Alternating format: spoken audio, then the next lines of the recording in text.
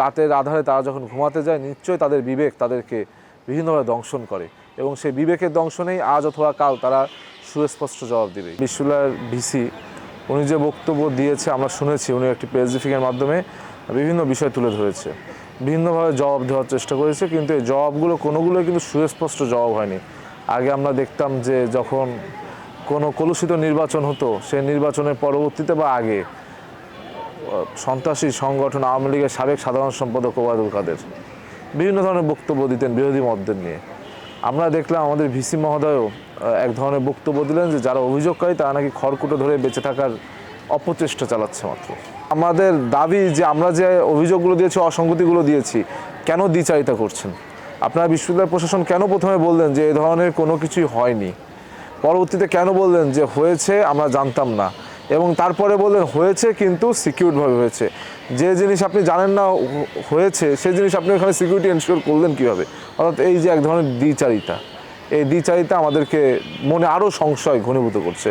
কারণ আপনি একই মুখে বললেন যে বিশ্ববিদ্যালয় প্রশাসনকে তারা অবহিত করেনি যে তারা নীলক্ষেত থেকে ব্যালট ছাপাচ্ছে, তার পরক্ষণে উনি বললেন যে নীলক্ষেত থেকে ছাপানো এটা সিকিউরভাবে হয়েছে। হাউ ডাজ হি নো যে এখানে ছাপানো হয়েছে সিকিউরভাবে? ওনার তো জানার কথা না, যেহেতু উনি জানেন না। অর্থাৎ এই যে আপনার শাক দিয়ে মাছ ঢাকার বিভিন্ন চেষ্টা, বিশ্ববিদ্যালয় প্রশাসন তো এটা উচিত না।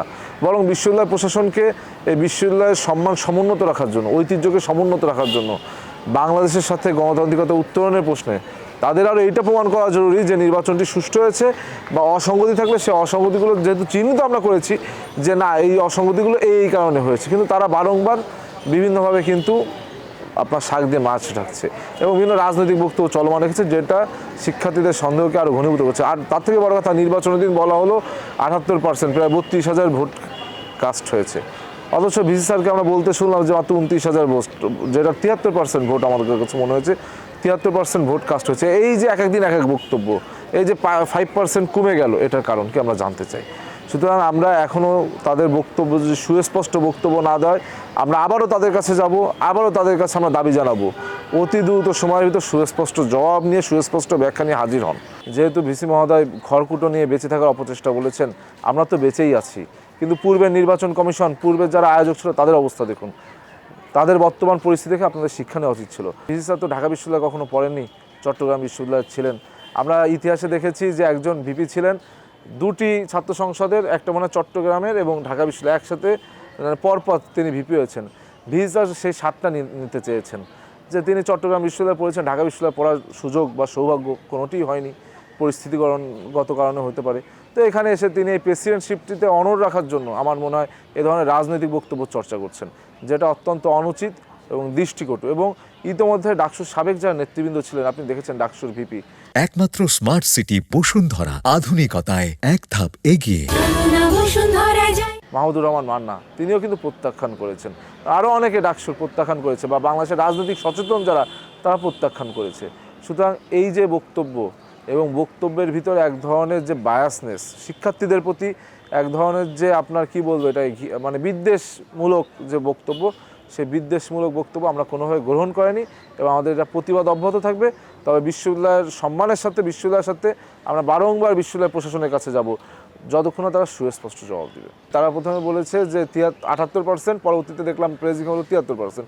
এই ভোট কাস্টিং হয়নি, কারণ আমরা দেখেছি দুপুর 12টা পর্যন্ত লাইন ছিল, 12টার পরে এক পশলা বৃষ্টি হলো, তারপর কিন্তু কোনো লাইন ছিল না, কোনো ভিড় ছিল না। সুতরাং এই যে আপনার অস্বাভাবিক হারে ভোট কাস্টিং রেট দেখানো হলো, এর কারণে কিন্তু আমাদের মনে আরও সন্দেহ জেগেছে।